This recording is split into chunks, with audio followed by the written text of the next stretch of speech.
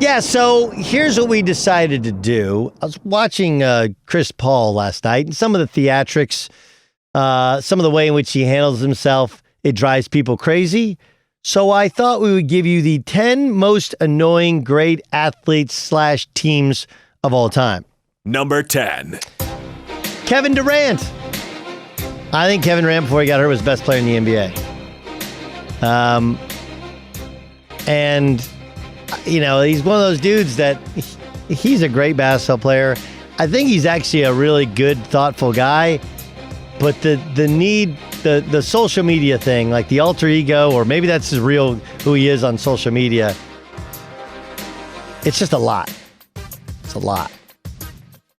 Number 9. I said Derek Jeter, and look, Derek Jeter, you don't get anything better than was 5 for 5 last game in the stadium, and he hits a home run for his 3,000th hit and a flair for the dramatic.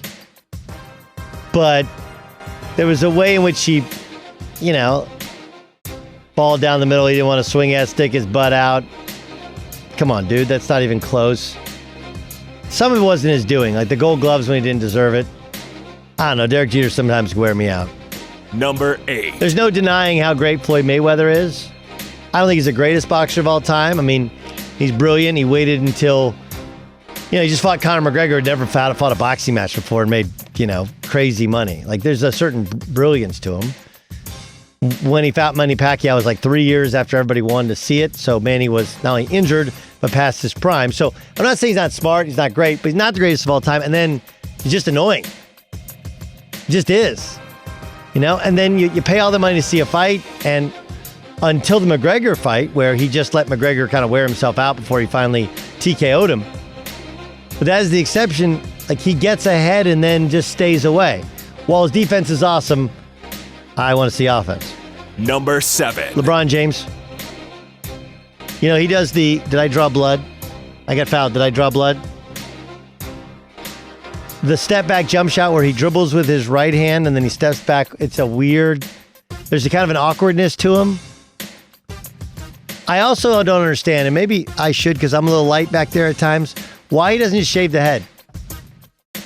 Anybody? Like, I know, like, I don't think we should make fun of it on Twitter. I just actually want to know the reason. Does he have one of those wrinkly heads? Doesn't seem like it would change much. I don't know. Number 6. Chris Paul. I'm okay with him making the list. You know, I've praised him for the last 2 hours and 51 minutes. I can be a little, like Chris Paul, the talking to the refs, some of the body language stuff, the flipping of the basketball, the air punch. I never committed a foul. Chris Paul. Number 5. The Rockets. Let's just put them together. Daryl Morey is brilliant. Okay? Mike D'Antoni is brilliant. James Harden's a brilliant talent. I hate watching James Harden play basketball. Mike D'Antoni's teams always lose in the playoffs to somebody who they're better than or as good as. Right? And Daryl Morey, it's like, look, at some point you got to throw the computer out and deal with the real deal stuff. Number 4. Now, plus, remember they commissioned a group to study why they lost Game 7? Because the officiating. Blame on the ref. They did the blame on the refs thing. Come on. John McEnroe. Greatest tennis broadcaster of all time. One of my favorite players of all time. But God, was he obnoxious. Number 3. Tim Duncan. Another never called a foul guy. And I hate that we say this about Tim Duncan. Greatest power forward ever. He played center more than he played power forward. Why are we doing that? Number 2. Draymond Green. Look, I agree with Draymond's stance on players always should have played in the bubble because it is your platform. You do have, but there are so many, what he said about Barkley. He wants to put himself in that category of Steph and Clay, and he's not in the category of Steph and Clay. I think he's a great player, but man, does he say some crazy stuff that doesn't actually make sense. Number 1. No one more annoying than T.O.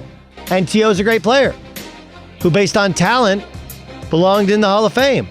But then he's not going to, he wanted to be in the Hall of Fame, doesn't get in, he does get in. I don't want to go to the ceremony, I'm going to do it on my own. You know, he brought down the only time the Eagles had a bad season under Andy Reid was when he was holding out for more money doing sit-ups in his driveway. Kevin Durant, Derek Jeter, Floyd Mayweather, LeBron James, Chris Paul, the Rockets, John McEnroe, Tim Duncan, Draymond Green, and Terrell Owens, most annoying great players all time.